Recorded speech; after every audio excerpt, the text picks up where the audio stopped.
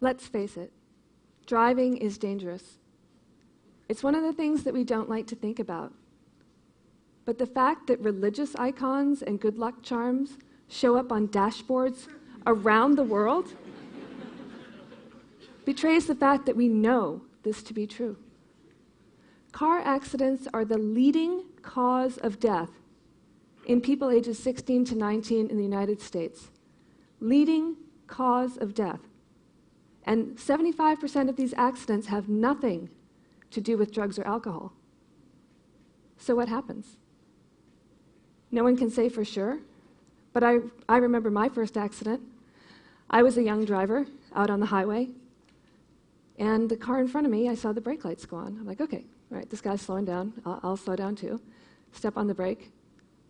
But no, this guy isn't slowing down. This guy is stopping. Dead stop on the highway. We're just going 65 to 0. I slammed on the brakes. I felt the ABS kick in, and the car is still going, and it's not going to stop. And I know it's not going to stop. And the airbag deploys. The car is totaled. And I fortunately, no one was hurt. But I had no idea that car was stopping. And I think we can do a lot better than that. I think we can transform the driving experience by letting our cars talk to each other. I just want you to think a little bit about what the experience of driving is like now. Get into your car, close the door. You're in a glass bubble. You can't really directly sense the world around you. You're in this extended body. You're tasked with navigating it down partially seen roadways, in and amongst other metal giants at superhuman speeds. Okay? And all you have to guide you are your two eyes. Okay, so that's all you have. Eyes that weren't really designed for this task. But then people ask you to do things like, you want to make a lane change. What's the first thing they ask you to do? Take your eyes off the road. That's right. Stop looking where you're going, turn, check your blind spot, and drive down the road without looking where you're going. You and everyone else, this is the safe way to drive. Why do we do this? Because we have to. We have to make a choice. Do I look here or do I look here? What's more important? And usually we do a fantastic job picking and choosing what we attend to on the road. But occasionally, we miss something.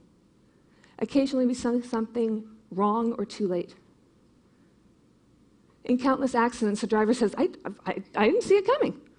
You know, and I believe that. I believe that. We can only watch so much. But the technology exists now that can help us improve that. In the future, with cars exchanging data with each other, we will be able to see not just 3 cars ahead, 3 cars behind, to the right and left, all at the same time, bird's eye view. We'll be actually able to see into those cars.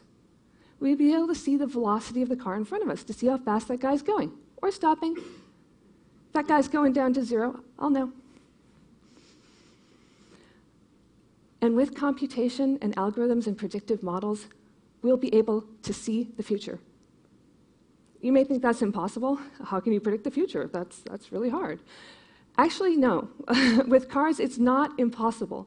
Cars are 3-dimensional objects that have a fixed position and velocity. They travel down roads.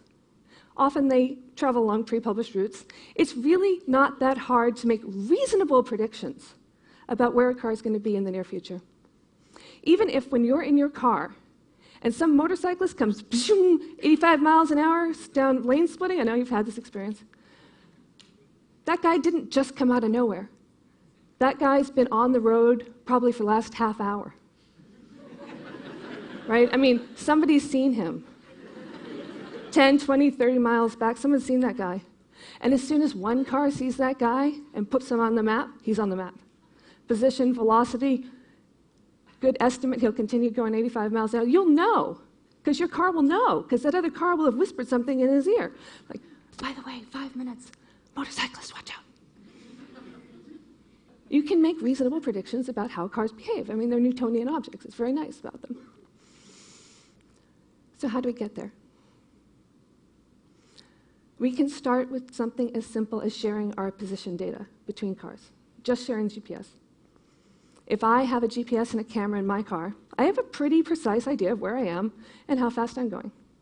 With computer vision, I can estimate where the cars around me are, sort of, where they're going.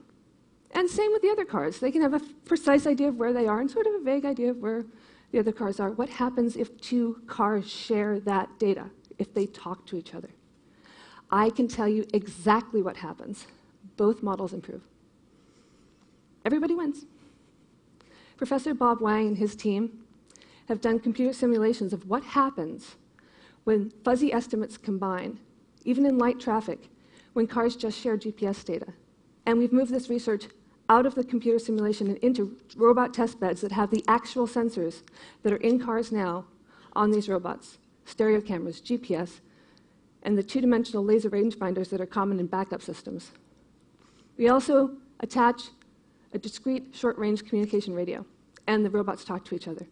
When these robots come at each other, they track each other's position precisely, and they can avoid each other.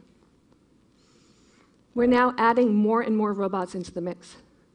And we encounter some problems. One of the problems when you get too much chatter, it's hard to process all the packets. So you have to prioritize, and that's where the predictive model helps you.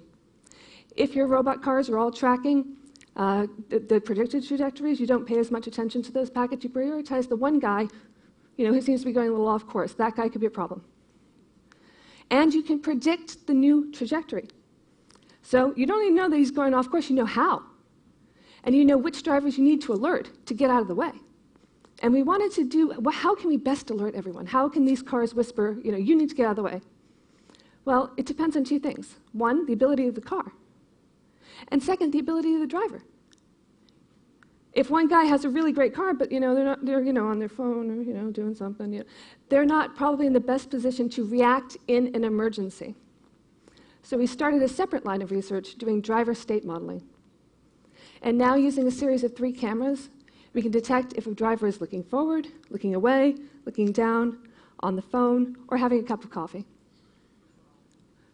We can predict the accident, and we can predict which cars are in the best position to move out of the way, to calculate the safest route for everyone. Fundamentally, these technologies exist today. I think the biggest problem that we face is our own willingness to share our data. I think it's a very disconcerting notion, this idea that our cars will be watching us, talking about us to other cars, that we'll be going down the road in a sea of gossip. But I believe it can be done in a way that protects our privacy. Just like right now, when I look at your car from the outside, I don't really know about you. If I look at your license plate number, I don't really know who you are. I believe our cars can talk about us behind our backs. And I think it's going to be a great thing. I want you to consider for a moment if you really don't want the distracted teenager behind you to know that you're braking, that you're coming to a dead stop. By sharing our data willingly, we can do what's best for everyone. So let your car gossip about you. It's going to make the roads a lot safer. Thank you.